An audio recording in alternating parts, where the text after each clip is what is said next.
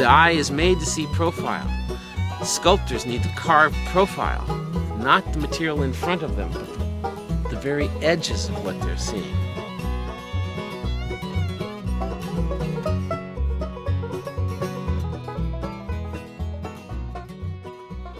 Comes from the backside of Carrera, and it's called Calicata.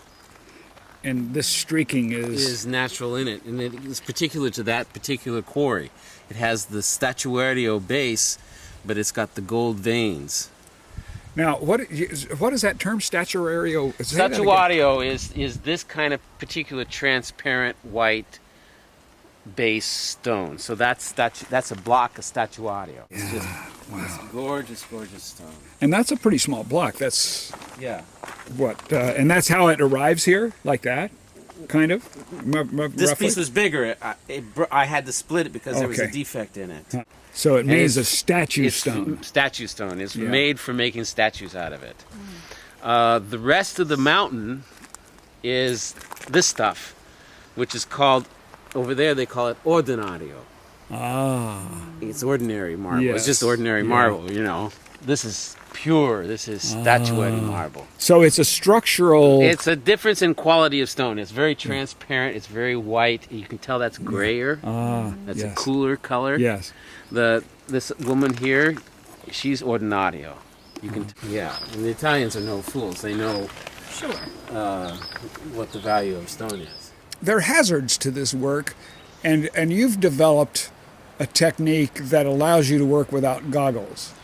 Yes, it's not that I don't wear goggles, and I wouldn't suggest anybody carving stone. If you have goggles, you ought to be wearing them. If they exist, you ought to be wearing them. But you shouldn't need them, because nobody had them for thousands and thousands of years. My father's an archaeologist, and so I think about how they did things in the past. And as I was learning to sculpt and stone was flying in my face, I said, this has got to be wrong. Because nobody ever would have done this.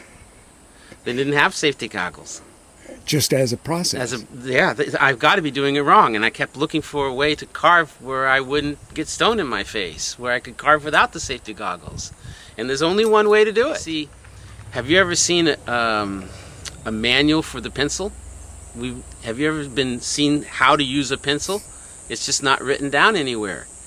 I think there were so many buildings made out of stone, from Stonehenge up through the Romans and the Baroque. So many buildings were made out of stone. So many people had to work stone that the knowledge was just absolutely commonplace. Everybody knew not to look in front of their chisel. You always look behind the chisel. If you looked in front of the chisel, you were going to go blind. It should be flying right back at the camera. It's right at us, Right, you see? Yeah. Nobody would have carved the stone in front of them. Right. But if you carved the stone at the very edge of the sculpture, the very back of the sculpture, see, the chips are flying away. Not toward you. Not toward me, away from me. And I can see, every time I take a chip off, I see exactly what I'm doing. I'm changing the stone. Say I have an apple in my hand. I take a big bite. And I look at that bite. You can't tell how deep you bit. You can think you know, but you can't tell. It's only when you turn the apple on its profile that you can see exactly how deep you bit the apple. So it's only when you look at the profile of something that the profile of me, my red shirt in the background, is a line. And if I change that line just a little bit, you see it. If I take a tiny little bite out of it, you see it. Sculptors need to carve profile, not the material in front of them, but the very edges of what they're seeing. The eye is made to see profiles because as monkeys, we had to pick out the fruit from the leaves. We had to pick out that symmetrical shape from all the asymmetrical shapes. So the eye sees profile. We can see a friend down the street, not because we recognize the friend, but we can see their profile and know their shape. When you're carving this sculpture, you don't carve any of the material that you see in front of you. You can only carve the exact edge. The edge of it. The edge where the sculpture and the background meet. That's the profile. And so if you're only carving an edge, and any edge is but a line. And when you're carving the edge, you're looking behind your chisel. And you can apply all the force you want, and you hit, and this chip flies that way, away from you. And you can carve that line and make it exactly the line you want. In that way of approaching it, you really don't get into a situation where you make a mistake or something breaks. If you know how to draw, you will not make a mistake. Nothing can get too thin, because as I'm cutting this arm, I'm presented with two profiles. There's a profile on this side and a profile on this side. If the arm is too fat, then I decide which side of the arm I'm going to like, and I look at this line and cut that one, or I look at this one and cut this one, or I draw lines on both and cut them both. But once those lines have cut, then that arm from this point of view ought to look correct. It's done. It's done.